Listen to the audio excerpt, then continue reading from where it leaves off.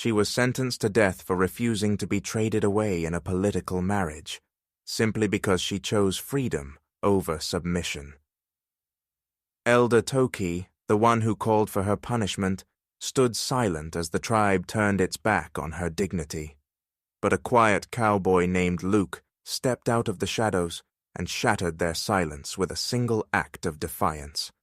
And just wait until you see how this powerful story twists, and how justice, in the end, comes roaring back.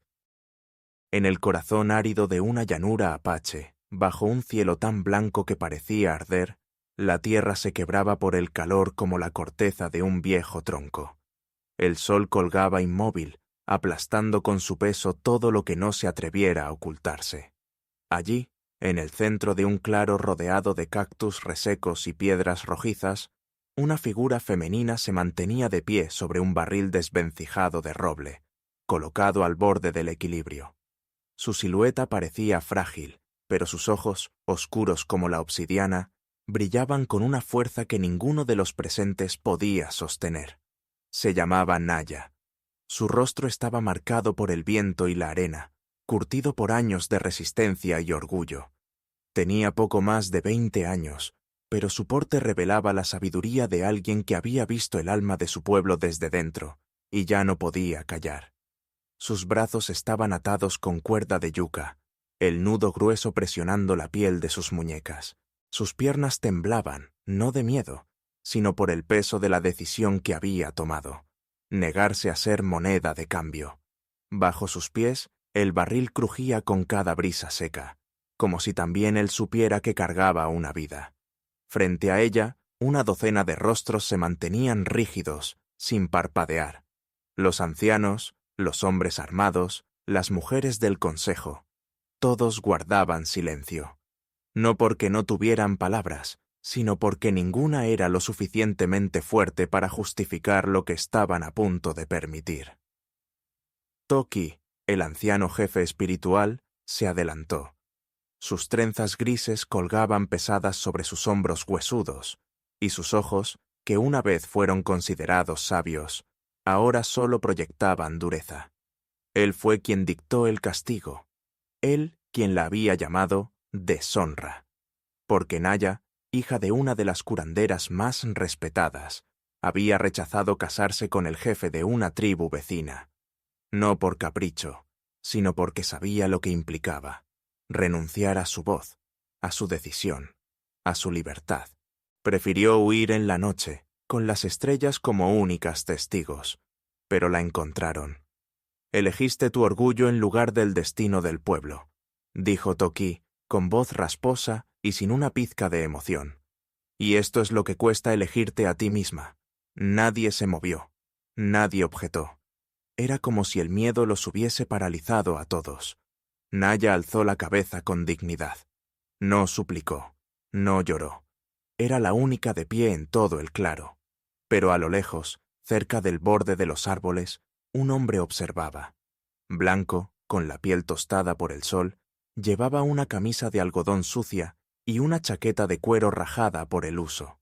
Su sombrero de ala ancha ocultaba gran parte de su rostro, y su mano descansaba sobre el cinturón con lentitud estudiada. Nadie sabía mucho de él. Algunos decían que era tejano, que se llamaba Luke, que no hablaba más de lo necesario y que evitaba meterse en los asuntos de los demás.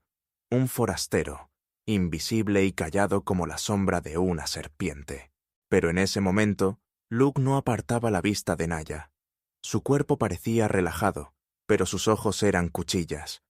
Cuando Toki hizo una señal con la mano, uno de los hombres se acercó y colocó la soga alrededor del cuello de la joven. El silencio se hizo tan espeso como el aire antes de una tormenta. La cuerda se tensó con un leve chasquido. El barril comenzó a inclinarse. Un murmullo recorrió la muchedumbre, como el aleteo de cuervos sobre una presa. Nadie respiraba. Y entonces, Luke movió la mano. Fue rápido, preciso, como si cada músculo de su cuerpo hubiese estado esperando ese segundo exacto.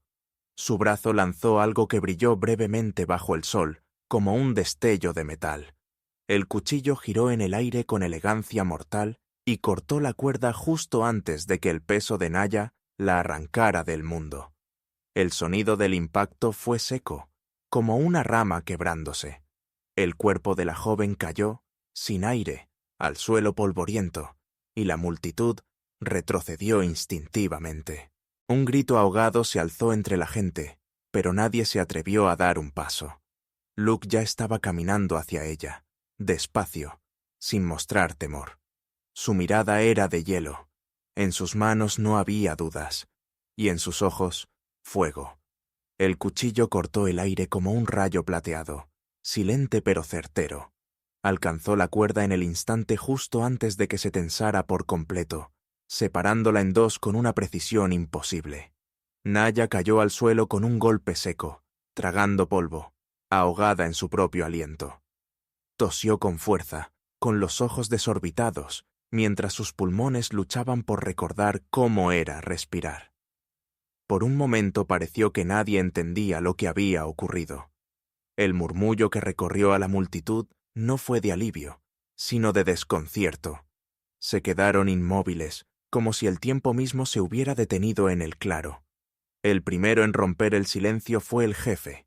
Gritó el nombre de Toki con voz áspera, buscando respaldo, furioso ante lo incomprensible. Pero su voz se perdió en la tensión que crecía como un incendio. Luke ya había cruzado medio camino hacia el centro, y su mano derecha descansaba sobre la empuñadura de un revólver que parecía más una advertencia que una amenaza. Con un movimiento tranquilo lo sacó, apuntando sin temblor hacia los presentes. No apuntaba a uno, sino a todos, y eso decía más que cualquier palabra. «Ninguno de ustedes merece su sangre», dijo en voz baja, sin levantar la vista. «Si alguno cree que debe morir por su honor, que dé un paso». No fue un desafío, fue un veredicto. Su tono era grave, lleno de una calma tan densa que parecía arrastrar consigo las nubes. Su mirada ardía, no de ira, sino de determinación. Nadie se movió, ni uno solo. Incluso los más fieros, esos que antes sostenían piedras o lanzas, bajaron los brazos poco a poco. Luke se agachó, recogió a Naya con cuidado y la cubrió con su capa desgastada. Luego se giró y comenzó a alejarse del círculo, avanzando sin apuro, como si supiera que ningún pie se atrevería a bloquearle el paso. Los presentes se abrieron como agua ante una roca. Observaban, pero ninguno se atrevía a actuar. La imagen de ese hombre desconocido, caminando con la joven quebrada entre sus brazos, quedó grabada en el polvo y en la memoria de todos los que presenciaron aquel día. Caminaron largo rato, cruzando terreno seco, arbustos bajos y huellas viejas. El sol ya caía cuando llegaron a una vieja cabaña de madera, escondida entre colinas olvidadas donde alguna vez hubo minas. El lugar era humilde, pero sólido. Allí, Luke se dedicó a limpiar las heridas de Naya. No hablaba, no preguntaba. Solo movía sus manos con precisión, como si cada gesto fuese parte de un ritual aprendido en soledad. Ella apenas podía sostenerse, y a ratos su respiración se volvía errática, como si su cuerpo recordara una y otra vez lo cerca que estuvo del final. Luke la acompañó en silencio, atento, casi inmóvil. Cuando por fin abrió los ojos más allá del dolor, su voz fue apenas un susurro. «¿Por qué lo hiciste?» Luke se quedó en silencio un momento, como si buscara la palabra justa. Luego respondió sin dramatismo. «Porque nadie debería perder la vida por negarse a vivir encadenado». No necesitaba decir más. No le preguntó por su historia, ni por su nombre. No indagó en las razones ni en los miedos. Y fue precisamente eso lo que hizo que Naya empezara a sanar. Su silencio era un refugio, su presencia una grieta por donde la esperanza se colaba sin permiso. Durante los días que siguieron, la joven lloró en sueños, tembló al recordar, y se aferró a la manta que la cubría como si fuera su último lazo con el presente. Pero poco a poco, su mirada volvió a centrarse. Ya no era la hija exiliada de un consejo rígido. Era una mujer que aprendía, por primera vez, a pertenecer a sí misma. Pasaron las semanas como soplos silenciosos sobre la tierra áspera. Naya, que al principio apenas podía mantenerse en pie, caminaba ahora con la frente alta y el paso firme. Su cuerpo, aún con cicatrices, había recuperado fuerza, pero el verdadero cambio estaba en su mirada. Ya no temblaba, ya no buscaba aprobación, ya no pedía permiso.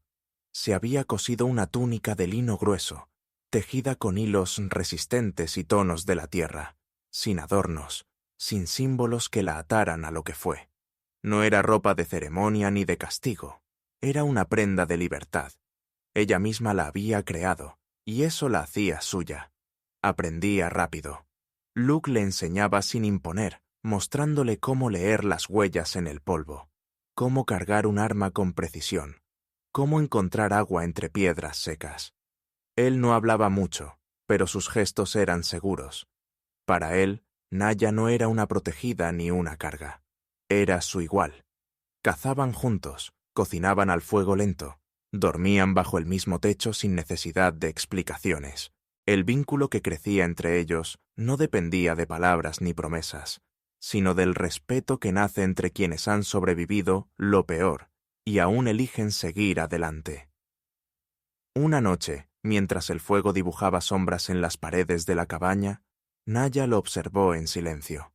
Él se agachaba para atizar las brasas, y su figura proyectaba una paz que ella aún estaba aprendiendo a sentir.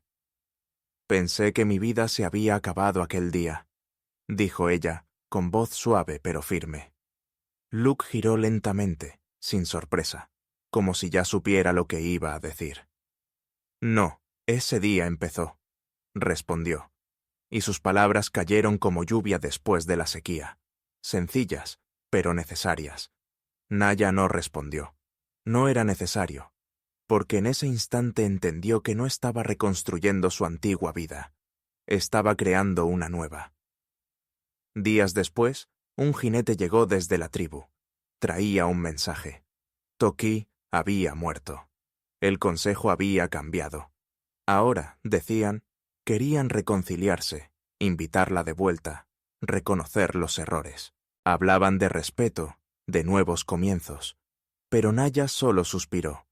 Escuchó en silencio, luego tomó un pedazo de papel y escribió con tinta firme. No pertenezco a quienes guardaron silencio cuando quisieron romperme, pero deseo que encuentren su camino, como lo encontré yo. Entregó el mensaje al mensajero y cerró la puerta. No mucho después, ella y Luke partieron. Cruzaron estados, montañas, y encontraron su destino en Montana, donde los campos eran anchos como los sueños, y el cielo no tenía dueños. Allí, Naya abrió una escuela para niñas de reservas. No una escuela común, sino un lugar donde las palabras valor y voz propia eran enseñadas junto al alfabeto, donde cada historia importaba, donde las niñas aprendían que sus raíces no eran cadenas, sino alas. A veces, mientras enseñaba, Naya contaba su propio relato, no para causar lástima, sino para encender algo. No me salvó, decía con serenidad. Me mostró que podía salvarme yo misma, y las niñas la escuchaban con ojos grandes, con el corazón abierto, porque en ella veían la prueba de que la dignidad se defiende, que el miedo se vence y que la libertad no siempre se recibe. A veces se toma. Y cada una de esas niñas sabía, sin que nadie se los dijera, que algún día, si la vida las empujaba al borde, también ellas podrían romper su propia cuerda.